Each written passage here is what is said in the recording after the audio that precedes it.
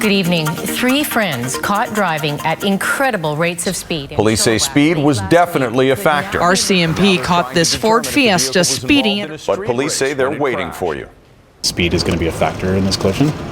When this baby hits 88 miles per hour, you're gonna see some serious shit. I saw this in a movie about a bus that had to speed around the city. You know how fast you were going? 65? 63. I think it was called The Bus That Couldn't Slow Down. My name is Chris, and I'm breaking the law. How? Speeding. Why am I risking a $138 fine and not driving with the flow of traffic? To make a point about speed kills. ICBC, the cops, and the media all tell us that speed kills, and show us news story after news story about horrific late-night stupidity-fueled crashes, and then brand regular drivers who exceed the speed limit as deviant criminals. Don't get me wrong, I'm not saying we should be able to go as fast as we want, or that speeding isn't necessarily dangerous, but many speed limits are set far too low for conditions, and that seems to be where the majority of the ticketing is. And thus, speed kills your pocketbook. By the way, for those of you not from British Columbia, ICBC is our local state-run insurance monopoly. Huh. That logo doesn't look very socialist. That's more like it. I want to start my argument here, on Marine Drive in Vancouver. It's a 6-lane isolated road with a divided center, and the limit is 50 kilometers an hour. That's 31 for you American viewers. For those of you out there that believe speeders get what they deserve, let me ask you this.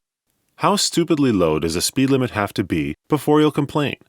The limit here is the same as nearby Commercial Drive, where it's only safe to do 50 a small fraction of the time. This limit makes sense. It's the fastest you can go under ideal conditions. Back on Marine Drive, the Vancouver police love hiding in the forest and nailing speeders here. They even brag about it on their Facebook blog. Traffic enforcement wrote 50-plus tickets on one stretch of Marine Drive over the weekend. What are your ideas of how to get people to slow down and obey speed limits? More enforcement? More education? Stricter penalties?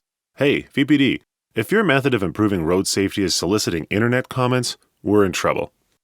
Let's step back a second. We need rules on the roads. But if we're paying for these roads, we have the right to demand that these rules make sense. Stop at red lights? Makes sense. Slow around schools or urban areas? Also makes sense, if you actually like kids or people. Allowing politicians to set speed limits that don't reflect the road engineering and then getting the police to fine and then publicly bitch about the speeders doesn't make sense, and it reflects poorly on the province. Canada has some of the lowest highway speed limits of the industrialized world, and I want to be clear, I'm ranting about highways, roads with no pedestrians, intersections, etc. If you compare us to Germany, bear with me, where they have no speed limits on large portions of their highways, our vehicle fatality rate is over double per capita, almost double per 100,000 vehicles, and about 20% higher per billion vehicle miles traveled. I know what you're going to say, the Germans have more training, better cars, blah blah blah, and you might be right. But why don't we concentrate on that instead of lowering speed limits and fining people? The Germans don't have speed kills, possibly because the German word for speeding is so long that it won't fit on the screen of a German newscast. The German road safety program is called Runter vom Gas, which literally translates to down from the gas. I'll assume this isn't a fart joke or a Hitler reference, though with the Germans you're never quite sure. Their campaign targets all types of bad driving, and the only mention of inappropriate speed I could find is buried. My argument rests on 2 points. Point 1. The roads are safest when everyone's traveling at the same speed and in the same direction and paying attention. Point 2. This is from a report on BC speed limits prepared for the BC Ministry of Transportation by 2, probably not PE teachers, and whatever an EIT is. The majority of motorists drive at a speed they consider reasonable and safe for road, traffic, and environmental conditions. Posted limits, which are set higher or lower than dictated by roadway and traffic conditions, are ignored by the majority of motorists. This relates to something called the Solomon Curve, which basically says that if traffic's flowing at a certain speed, the farther from the average a vehicle is traveling, the more dangerous it is. So, if the speed limit is below the upper limit of the safe majority, the people who do the speed limit become hazards to themselves and others. Or, in other words, Have you ever noticed when you're driving that anyone who's driving slower than you is an idiot? And anyone driving faster than you is a maniac! When speed limits are too low, you get a lot of tension on the road. For example, the passing lane. Most places have get out of the left lane laws, but what if the speed limits are too low? You have to be passing on the left, but you also have to obey the law, and it ends up being impossible to legally pass. Take this example. There's a vehicle in the left lane holding up traffic at 120 in a 100 zone. He's speeding, impeding traffic, and not moving out of the lane. And it's a cop. You know, if you're in a fully marked police car, you could at least pretend the law applied to you as well. But where do the current speed limits come from? Speed limits in North America were mostly set back in the day when cars had terrible handling, braking, and fuel mileage and really liked to explode. But even though modern cars are much safer, speed limits generally haven't changed, and many are even lower. Why? As it turns out, governments and insurance companies make money from traffic fines. A lot of money, and they've gotten quite used to it over time. Also, no matter where you raise a speed limit, you'll have people like this. Won't somebody please think of the children? As an example, in Winnipeg, the engineers went to the city and said, "Hey, look, you should raise the speed limit along whatever stretch of road." And the city took the recommendation off their website, ignored it, and continued ticketing people. Still think speeders deserve what they get? There are two parties other than the government to blame here, the police and the media. Let's start with the fuzz. If you actually want people to slow down, well, let's let Simon Baker explain it. Speed traps, legalized extortion. You want people to slow down? Park out in the open, where they can see you. But no, you lay in wait like thieves in the night. You will pay the ticket today. I'm not going to pay it. Jane, I won't pay it. I'm not paying it. Stop. Extortionist. But when the cops are visible, people do slow down, but you don't make any money. Foster, how many tickets did you issue last week? I don't have my figures here in front of me. 3. I can't make them, Speed. Try hiding. And grow a goddamn mustache, why don't you? Hey, I haven't shaved in 2 weeks. Now, the media. The media can screw things up two ways here. First, they just automatically blame speed, and second, they get facts wrong. For example, if you have a story that contains... At this point, we are not ruling out either alcohol or speed as factors. You can't start your newscast with... The deadly result of 4 young men in a car going too fast. Abbotsford police are trying to determine if alcohol was also involved. You do realize we can rewind TV now, right? And where did you get it as fact that they were going too fast? Are you sure it was... The police? Are you sure it wasn't nothing? Oh, yeah. Next story. The Lions Gate was closed for 7 hours when a speeding car spun out of control and slammed into a transit bus. Brian Coxford has more. Curb lane 75, center lane white car 88. That's our record. 91. Everybody's been speeding. We haven't seen a single person that was doing the speed limit here. Police radar couldn't track any drivers except a bus that were doing the speed limit. Okay, let me stop you right there. I assume that in order to be a traffic cop and a reporter, you need to be able to both count and read at the same time consistently. So, when you point us to a yellow sign, you have to know that yellow signs are advisory speeds in higher speed limit areas. Speed limits are white, like this one seen here a few seconds earlier in your story. Now, excessive speed in BC is more than 40 over the limit, and this sign says 60. So when Sergeant Krumsky says 91, so that's an excessive there. He could get towed for 7 days, impounded for 7 days, and a $368 fine for that. It says several things. 1, it looks like he would have illegally seized someone's car. Even if the limit is 50, your true speed laser unit isn't accurate enough for you to be sure he was excessively speeding, so you'd be charging him with something that you're not sure he's guilty of. And it's situations like this that are the #1 argument against immediate roadside impoundments. 2, nobody who worked on this story paid any attention to the facts. 3, the cops are likening the ordinary safe actions of everyday drivers, like this guy doing 69, giggity giggity, with the one idiot that loses control at night and slams into a bus. And the media are perfectly happy to parrot that narrative without doing a shred of investigative journalism or fact-checking on their own.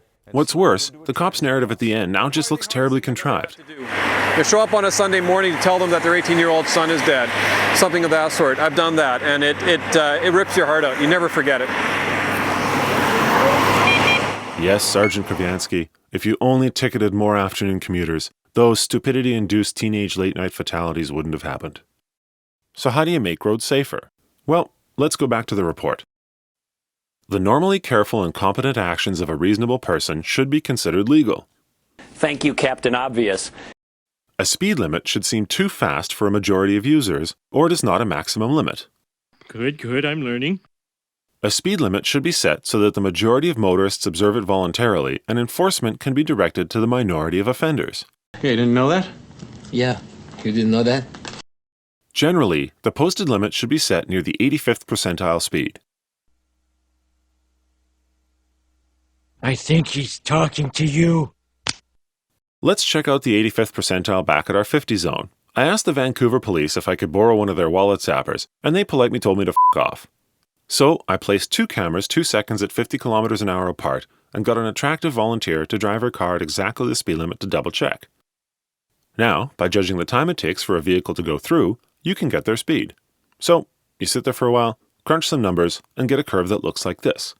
The limit is 50, the 85th percentile is 79, and nobody, and I mean nobody, did anywhere near the speed limit. So why is the limit 50? And why are you all thinking I have too much time on my hands? You can argue that this might be a dangerous section of road and the city wants people to slow down, but if you look at ICBC's crash statistics since 2008, this is one of the least dangerous places in Vancouver to drive. Also, crashes have been going down in both the Lower Mainland and all of BC over the last 5 years. Fatal crashes in the Lower Mainland are down by half over a similar period of time. ICBC would argue that it's because of their road safety campaign, but the roads have been getting consistently safer in the industrialized world over the last 100 years. Since they started keeping track, vehicle fatalities in the US per 100 million miles traveled have decreased from 24 in 1921 to 5 in 1960 to around 1 today. 100 million miles is enough to drive 40 kilometers to and from work for the next 8,000 years, which is about how long it takes to earn back the average arts degree. Even in Germany, the fatalities have dropped 70% since the 1990s. Though, that might be because the Germans are no longer constantly daydreaming of David Hasselhoff. It's like a car crash. You just can't turn away. Anyway, it gets worse when you compare this stretch of road to a chunk nearby in Burnaby that's almost identical, with similarly few accidents, but the limit here is 70, and the police in Burnaby don't whine on Facebook about speeders. I'm not saying that nobody along Marine Drive deserves speeding tickets, since the few people the VPD clocked doing over 100k an hour are nowhere near traffic speed, but this whole speed kills mantra that's being shoved down our throats is, to quote Jeff Goldblum, "That is one big pile of shit." So what happens when you increase speed limits? If you believe the Helen Lovejoys of the world, it'll look like this. Well, listen to this guy, who's either an actual cop or a really disappointing stagette attraction. Speed limits improve safety. In some cases, after careful analysis, raising the speed limit is the safest thing to do. Well, we have analysis. If you look at the 1997 Parker study, where they raised or lowered various speed limits all across the US and then sampled 1.6 million cars, vehicle speeds really didn't change much. But here's the kicker.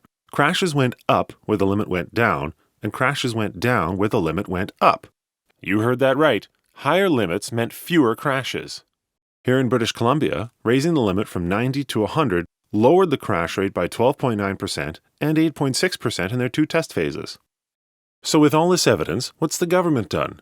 On the Sea to Sky Highway, they improved the road from a dangerous 2-lane windy road to a 4-lane concrete median highway, didn't change the speed limit, and increased enforcement. Listen to them justify it.